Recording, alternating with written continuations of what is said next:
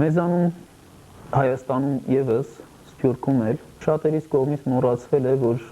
այն տոնակատարությունը, որ մենք նշում ենք, ավելի ճիշտ որ արևմուտքում նշում են որպես Սուրբ Ծննդյան օր, դեկտեմբեր 25-ը, 25-26-ի գիշերը, այդ տոնակատարությունը սա մեր հին ազգային տոնակատարությունն է, չեմ ուզում հեթանոսական բառը օգտագործել, որտեղ մի քիչ այլ ընկալում ունի այսօր, նախաքրիստոնեական գեղեցիկ մի տոնակատարություն է, երբ որ նշվել է Արեգ Միհրի տոնը։ Գիտենք, որ երբ որ քրիստոնեությունը ընդունվեց նաև հռոմեական կայսրությունում, Միհրի պաշտամունքը այնքան տարածված էր, Արեգ Միհրի պաշտամունքը, որ ուղղակի ծնունդը փոխարինվեց Քրիստոսի ծնունդով։ Սա թերևս նման է շատ Հայաստանում, երբ որ Դրդակ III եւ Գրիգոր Լուսավորչի կողմից կառուցում էին նոր տաճարներ, ոչ թե կառուցում էին նոր տեղերում, այլ քանդված հին մեհյանների տաճարների հիմքի վրա կառուցում էին նորը։ Մեր եկեղեցին հիմնվեց մեր ազգային հին եկեղեցու կրոնի հիմքերի վրա, մոտավորապես նման բան էլ արեցին, որովհետև ժողովրդի ընկալման մեջ կար արեգակնային այդ գեղեցիկ տոնը, արևի ծնունդը եւ պատահական չի, որ հենց դեկտեմբերի 26-ից սկսում են օրերը երկարել։ 22-26-ը կանգ է առնում օրերի տևողությունը եւ լույսը սկսում է շատանալ եւ պատահական չի, որ մեր նախնիները այդ օրը նշում էին հենց ծնունդը Արեգակի։ Մեր նախնիները գիտեք, որ այս գեղեցիկ տոնակատարությունը նշում էին երեկոյան հավաքվելով եւ շատ գեղեցիկ ավանդական, այսպես մի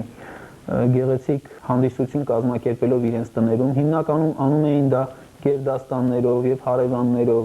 եւ որը այդպես մնացել է մեր մեջ որպես ղափամա եփելու տոնակատարություն։ Նախ մինչեւ այդ տոնակատարությանը անդրադառնալը, ես կուզեի մի քանի խոսք ասել արևի պաշտամունքի մասին մեզանում, որովհետեւ մենք աշխարհում չեմ ասում, որովհետեւ հայ ենք, ամենաբացառիկ արևապաշտներից ենք եւ ինչքան ես գիտեմ, որևէ ուրիշ լեզվում չկա արևով երթվելու սովորույթը, որևէ ուրիշ ժողովուրդ չգիտեմ, ինչ ունի, գոնե ես չգիտեմ այդպիսի ժողովուրդ։ Պահպանվել է եւ դա, չասեմ, մեր ենթագիտակցության մեջ երբեմն առանց գիտակցելու, երբ որ դրա վրա ուշադրություն ենք դարձնում, վայ իսկապես ասում են, որ այդպես է, ոնց որ շատ ասենք մենք ծիսակատարություններ կան, որ փոքր հասակից տեսնում ենք մեր մեծերը ինչ են անում, ընդօրինակում ենք շատ հաճախ առանց վերլուծելու, թե դրա բովանդակությունը որն է։ Եվ արևի պաշտամունքը մեզանում բացառիկ, այսպես բացառիկ օրը հետքերում էր։ Հետաքրքիր է, որ հին արևելքում, հին աշխարհում ընդհանրապես Հայաստանն էր համարվում արևի երկիրը։ Մենք ունենք բազմաթիվ տեղեկություններ, սկսած հին արևելյան Գիլգամեշ էպոսից, երբ որ նա գալիս է Մաշու լեռներ եւ ասում է արևածագն ու արևամուտն է նրան քսվում եւ արևը դուրս է գալիս ամեն երեկո վերադառնում է այնտեղ, սկսած խետական աղբյուրներում, որ Վանալիճը արևի ծով էին կոչում։ Մենք ունենք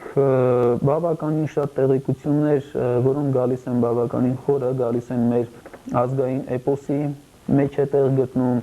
հայտնի Սանասարի եւ Բաղդասարի ճյուղում, մեր Սասնացեռեր էպոսին, երբ որ նրանք ցանկանում են գնալ Հայաստան եւ հարցնում են ծովինարին, թե ուր պետք է գնանք, հարցին ի պատասխան ասում է, որ գիշեր ժամանակ պայծառ աստղը բռնեք նշան, ցերեկն էլ հարցրեք արևելից թագավորի երկիրը։ Այսինքն ոչ միայն Հայաստան ընկալներ որպես արևելք, բոլորս քաջ գիտենք, Ծննդոց գրքում Աստված արևելքի կողմում դրախտը ստեղծեց եւ դուրս էին գալիս 4 գետեր, երկուսը Տիգրիսն ու Եփրատն էին։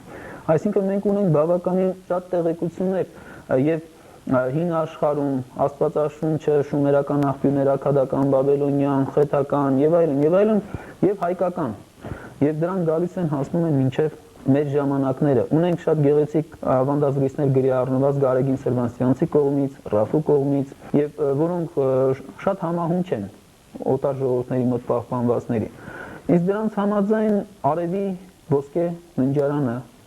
արևի ոսկե կացարանը գտնվում էր Վանալճի հատակին։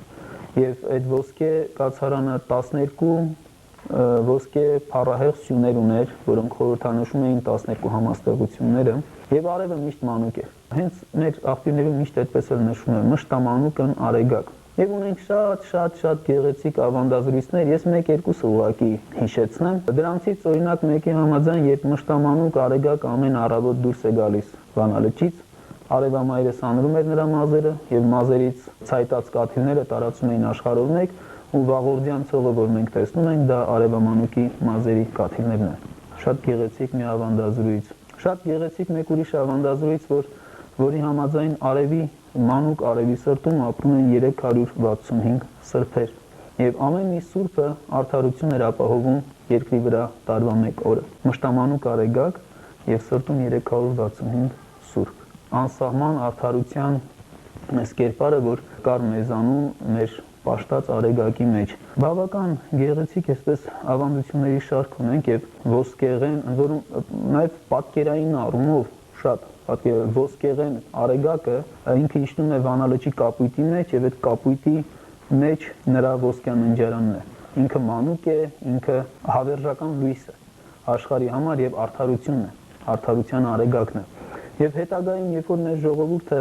կընդունի քրիստոնեություն, պատահական չի, ասենք մեր միջնադարյան բազմաթիվ ստեղծագործություններում Քրիստոսը պարզապես կոչվում է արեգակն արդար, արեգակն արդարության։ Այսինքն մեզանում այս ընկալումը եկավ Քրիստոսի ընկալումը որպես արդարության արեգակի։ Տոնակատարությունը շատ գեղեցիկ է, տեսեք ինչ են անում, որպես արևի խորհրդանիշ ընտրված էր ղապամա եփելը, որը դդումով էր արվում։ Ինչի դդումով, որովհետև կլոր եւ ոսկեգույն